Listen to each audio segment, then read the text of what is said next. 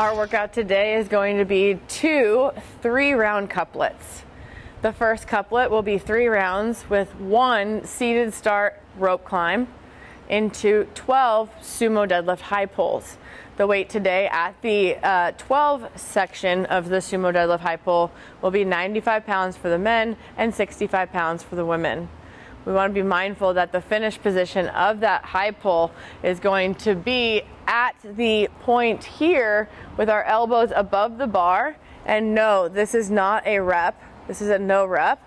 Okay, elbows above the bar with the bar underneath the chin and above the clavicle, your collarbone. This is our finish position, straight up with our legs locked out, not down, meeting the bar at a point where your power is lost. So we want to make sure that we're hitting that standard. This first weight should be a weight that is easily managed through at least 8 reps.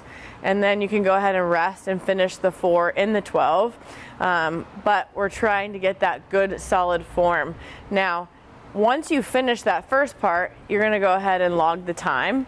And if it took you 3 minutes to do the first part, you're going to rest 3 minutes. And then we're going into part number 2. Part number 2 will have regular rope climbs, 3 reps for the men and 2 for the women, and 6 sumo deadlift high pulls at a greater weight. The weight for that 6th set is going to be 135 for the men and 95 for the women. This is going to be a heavier weight, so we need to make sure that the standard is exactly the same as it was in that previous set. So make sure that you are not trying to contort your body to actually match the weight.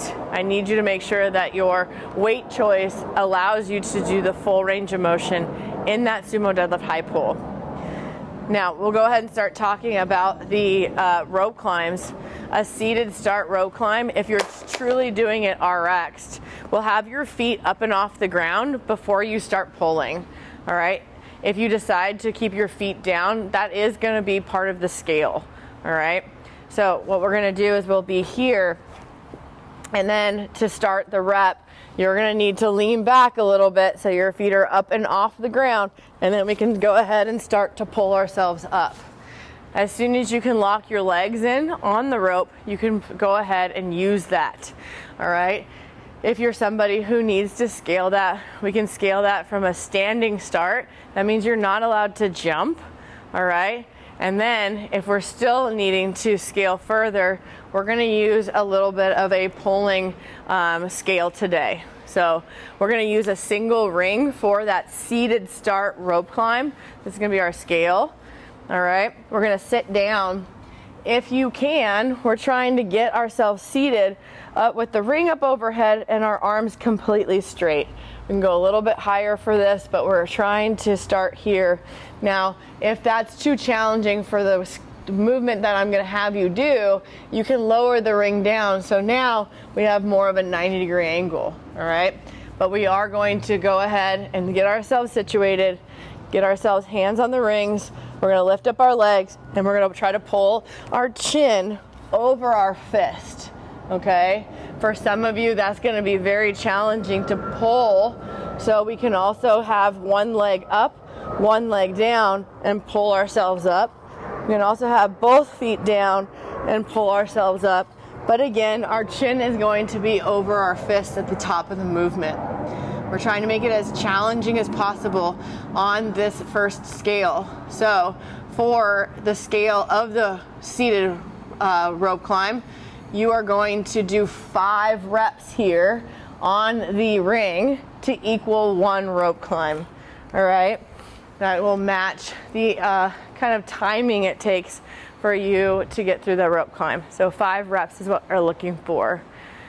From there, if we are going to be scaling the rope climbs when we get to actual full rope climbs in part number 2, okay, today we're going to go ahead and try to work on the strict pull-up aspect of it, all right? So the goal here is to be hanging, pull ourselves all the way up and all the way down. You'll notice in the athlete notes of Sugar WOD what the number of reps will actually be for a single rep. So take a look at the athlete notes to know how many strict pull-ups it takes to get to 1 rope climb, all right? We'll go ahead and get a detailed list of scales for the rest of the rope climbs in SugarWOD or on the board in CrossFit, so you can go ahead and wait till you see that, okay? This workout's going to be challenging. We will have a cap on it fully. I don't want anybody working past 16 minutes, so we're going to be putting a 16-minute cap on that, and if that's the case, we're going to try to get as low or as many rounds as possible in this workout. There's a total of 6 rounds completed if we do this in its entirety. So again, 16-minute cap here for this workout.